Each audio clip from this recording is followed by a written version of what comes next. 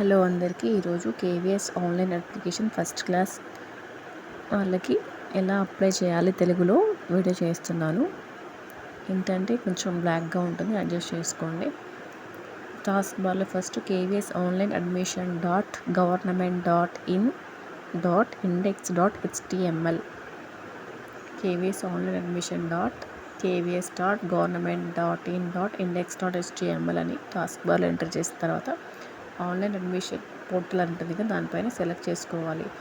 నేను ఇలా 2 సార్లు ఎందుకు చెప్పానంటే, ఇది తప్ప వేరేది ఏది ఎంటర్ చేసినా మీరు వేరే ప్రైవేట్ వెబ్సైట్లోకి ఎంటర్ అవుతారు.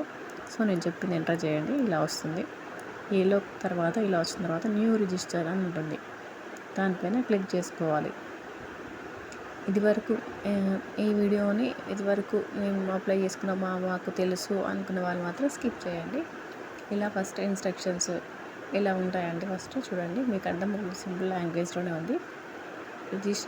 మళ్ళీ ఇంకొకటి ఇక్కడ చూడండి, ఇక్కడ క్లిక్ చేసిన తర్వాత రిజిస్టర్ క్లిక్ చేసిన తర్వాత దీంట్లో అన్ని ఇన్స్ట్రక్షన్స్ ఉంటాయి. అన్నీ మామూలుగా ఫోటో ఎంత కేబీ ఉండాలి, డేట్ ఆఫ్ బర్త్ సర్టిఫికేట్ ఎంత కేబీ ఉండాలి, తర్వాత కేటగిరీ 1, కేటగిరీ 2, కేటగిరీ 3, కేటగిరీ 4, 5 అని అన్ని డీటెయిల్స్ ఉంటాయి.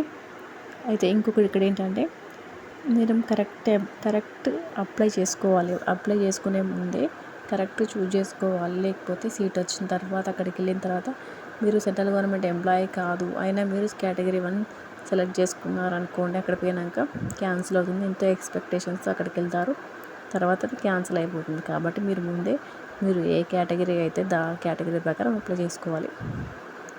మేము సెంట్రల్ గవర్నమెంట్ ఎంప్లాయీ కాదు, గవర్నమెంట్ ఎంప్లాయీ కాదు, మాకు ఎటువంటి ట్రాన్స్ఫర్స్ ఉండవు, మేము బిలో పవర్టీ లైన్ పీపుల్ అని అనేవాళ్ళు మీరు 6 అప్లై చేసుకోండి.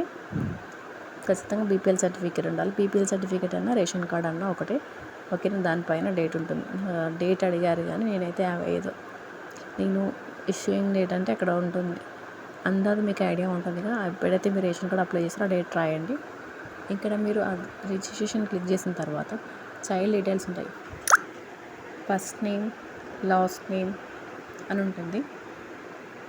తర్వాత డిఫరెంట్లీ ఏబుల్డా, తర్వాత పేరెంట్ కేవీ స్కూల్స్లో వర్క్ చేస్తున్నారా, అవన్నీ డీటెయిల్స్ ఉంటాయి. మీరు చాలా జాగ్రత్తగా step by step time waste అయినా మంచిదే ఒక్కొక్కటి చూస్తూ అప్లై చేసుకోవాలి.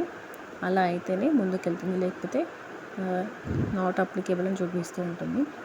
సో ఒకసారి చూడండి, ఫాదర్కి మదర్ ఎవరైనా కేవీలో వర్క్ చేస్తే వర్క్ ఎస్ అని, లేకపోతే నాట్ అప్లికేబుల్ అని మెన్షన్ చేసుకోవాలి. తర్వాత ఇంకొకటి క్యాప్చా ఎంటర్ చేయాలి, మొబైల్ నెంబర్ ఎంటర్ చేయాలి. ఇంతకుముందు చెప్పాను కదా, పేరెంట్స్ ఎవరైనా వర్క్ చేస్తూ ఉంటే కేవీ స్కూల్స్ అప్లికేబుల్ ఎంటర్ చేయాలి, లేకపోతే నాట్ అప్లికేబుల్ పెట్టాలి. తర్వాత ఫోన్ నెంబర్ ఎంటర్ చేయాలి, ఆ క్యాప్చా ఎంటర్ చేయాలి. తర్వాత మనం సబ్మిట్ చేయాలి. ఇక్కడ ఉంది కదా ఎల్లో కలర్ది, అది రిజిస్టర్ అని క్లిక్ చేయాలి. అది క్లిక్ చేసిన తర్వాత మనకు మొబైల్ నెంబర్కి ఒక మెసేజ్ వస్తుంది. మనం ఏదైతే మొబైల్ నెంబర్ ఇచ్చామో ఆ మొబైల్ నెంబర్ ఖచ్చితంగా మన దగ్గర పెట్టుకోవాలి. అక్కడ ఆ నెంబర్స్ వస్తూ ఉంటే మనం దానికి కోడ్స్ వస్తుంటే మనం ఎంటర్ చేస్తూ ఉంటే వర్క్ అనేది ఫాస్ట్గా అయిపోతూ ఉంటుంది. లేకపోతే వర్క్ కాదు. మీరు ఖచ్చితంగా వ్యాలిడ్ మొబైల్ నెంబర్ ఇవ్వాలి. ఇక్కడ మీ డీటెయిల్స్ చెప్పాను కదా, బాబు